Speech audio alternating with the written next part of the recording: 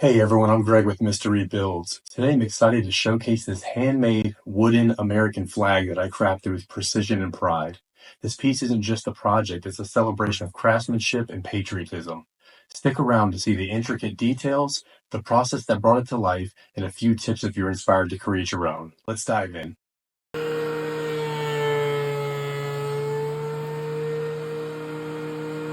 The dimensions for this flag are 37 inches by 19.5 inches. With the frame, it's 38.5 inches by 21 inches. The union will be 10.5 inches by 14 3/4 inches. A detailed material list, as well as the cut list, can be found in the description. Here's a look at the side profile of the flag. The dark stripes are ripped at 1.5 inches, while each light stripe is made up of two parts. The top part, a 3/4 inch rip, and the bottom piece, 3/4 inches tall, is turned on edge. For functionality, I'll put a 1/4 inch by 1/4 inch dado 3/16 of an inch from the edge. This piece will be ripped at 1 3/8 inches. Now it's time to rip the boards down to their final widths at the table saw.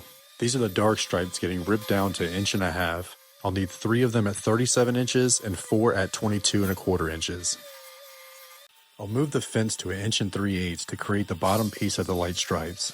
I'll rip 3 at 37 inches and 3 at 22 1/4 inches.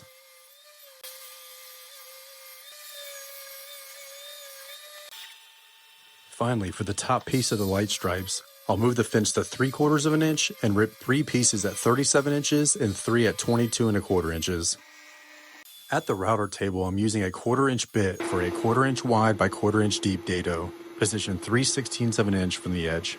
This dado is where the challenge coins will sit, creating a recessed area to securely display them. And now it's time for the best part of woodworking, sanding every single piece. I'll sand everything with 80, 120, and 220 grit to make it nice and smooth. I'll hand sand the coin slot detail with the same method.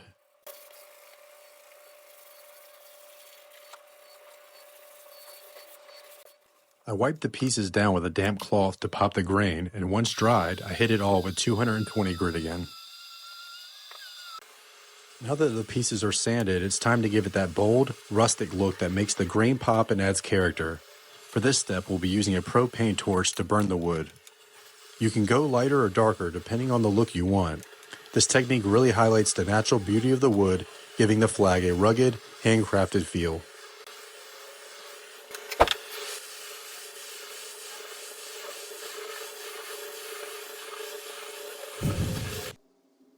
With the burning complete, it's time to bring out the bold contrast by staining the dark stripes and the union of the flag. For this step, I'm using Varathane's Classic Black to create that timeless look. After applying the stain, wipe away any excess with a lint-free cloth. This helps the wood absorb the stain evenly and keeps the finish smooth.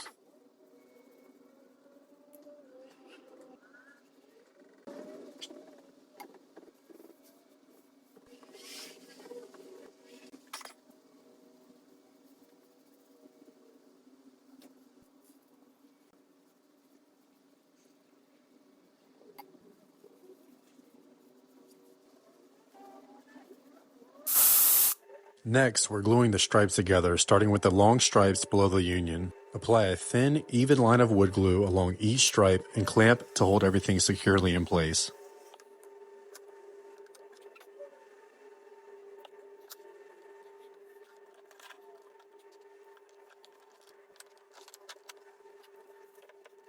Be sure to wipe away any excess glue with a damp cloth before it dries to avoid a messy finish.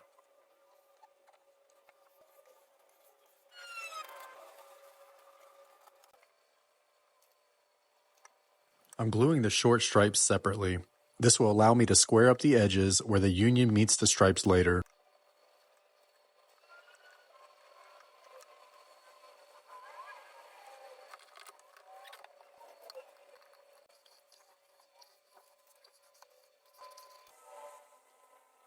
Using templates as a guide, I'll trace the emblem and stars on the union, setting up for the fine detailing.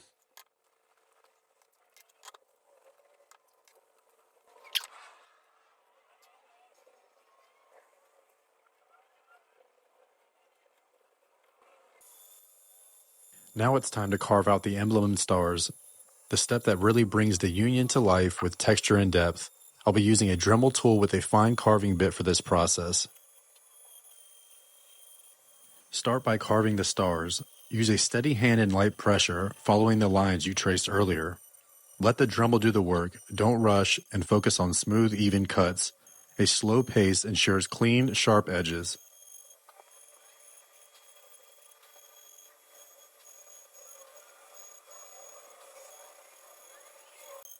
For areas like star points, use smaller, controlled movements to keep the shape precise. It's all about attention to detail here.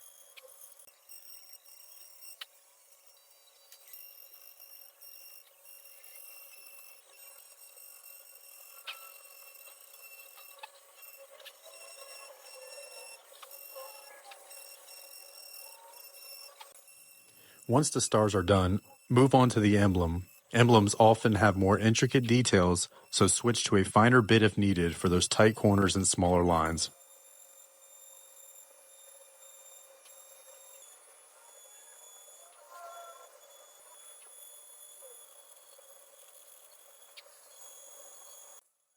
The carving process takes time, but it's worth it. These carved details give the flag a unique, handcrafted touch that really stands out.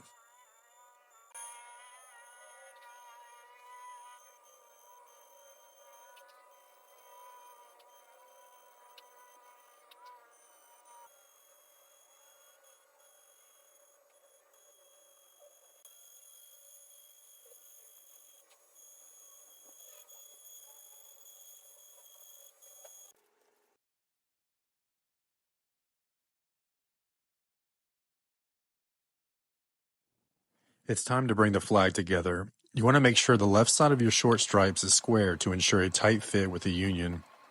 We'll start by gluing and clamping the short stripes to the long stripes, followed by gluing and clamping the union to the stripes.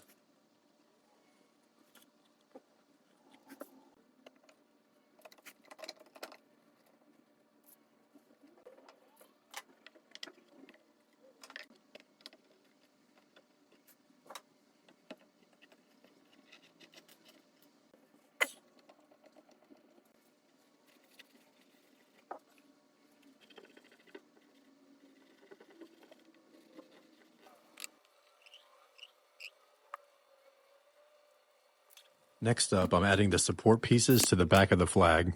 I'll start by attaching a support piece to each side and the bottom using glue and nails for a secure hold. For the top, I'll add a board with a 45-degree angle to create a French cleat mount. Then I'll cut a matching cleat piece to attach to the wall, making it easy to hang the flag securely. This setup ensures it's sturdy and ready to display proudly. I pre-cut and stained 4 trim pieces for a border around the flag. This gives the flag a clean, finished look. Let's glue and nail these pieces to complete the design of the flag.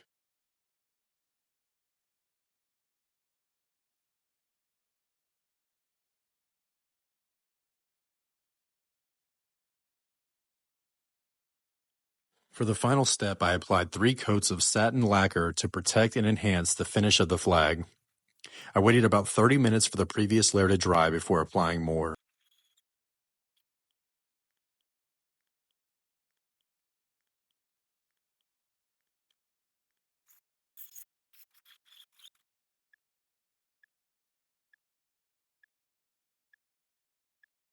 After the third coat, I take a plain brown paper bag and gently rub it over the surface. This works like an ultra-fine sandpaper to smooth out imperfections without damaging the finish. I got this idea from Steve Ramsey.